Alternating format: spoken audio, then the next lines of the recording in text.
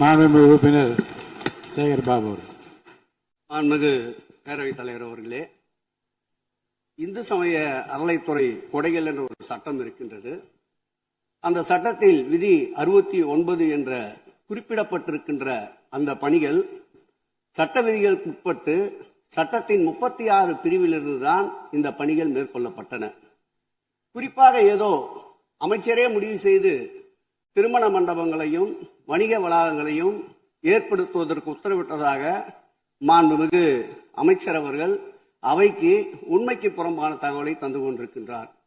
ஒவ்வொரு திட்டங்களும் அன்றைய காலகட்டத்தில் இருந்த சட்டப்பேரவை உறுப்பினர்களுடைய பரிந்துரையின் அடிப்படையில், சட்டப்பேரவை உறுப்பினர்கள் கேட்டுக்கொண்டதற்கு அடிப்படையில் தான் அனைத்து திட்டங்களும் அந்த காலகட்டங்களில் கொண்டு வரப்பட்டது. அதோடு மட்டுமல்ல, உறுப்பினர் அவர்கள் குறிப்பிட்டு கூறினார், குன்னூரிலே மல்டி லெவல் கார் பார்க்கிங் கொண்டு வரப்பட்டது என்று.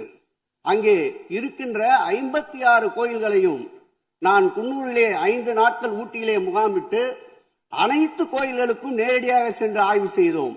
அந்த ஆய்வின் அடிப்படையில் அந்த திருக்கோயில்களுக்கு வருகின்ற பக்தர்களுடைய அடிப்படை தேவைகளுக்கு வருமானத்தை உயர்த்துவதற்காக குன்னூருக்கு சுற்றுலாவிற்கு வருகின்ற மக்களுடைய வாகனங்கள் போதிய அளவிற்கு பார்க்கிங்களுக்கு இடமில்லாமல் தவிக்கின்ற சூழ்நிலையில் அங்கே மல்டி லெவல் பார்க்கிங் கொண்டு வந்தால் நகராட்சி பரிந்துரையின் அடிப்படையில் வருமானம் பெருகும்.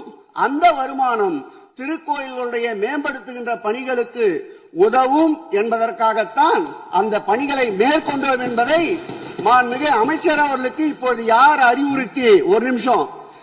அறிவுறுத்தி இந்த அரசாணையை வெளியிட்டிருக்கின்றாரோ அவர்தான் அப்பொழுது ஆணையாளராக இருந்தபோது இதே அறிவுறுத்தலின் பேரில் அரசாணையை வெளியிட்டிருக்கிறார் என்பதை பேரவைத் தலைவர் வாயிலாக அமைச்சருக்கு தெரிவித்துக் கொள்கிறேன்.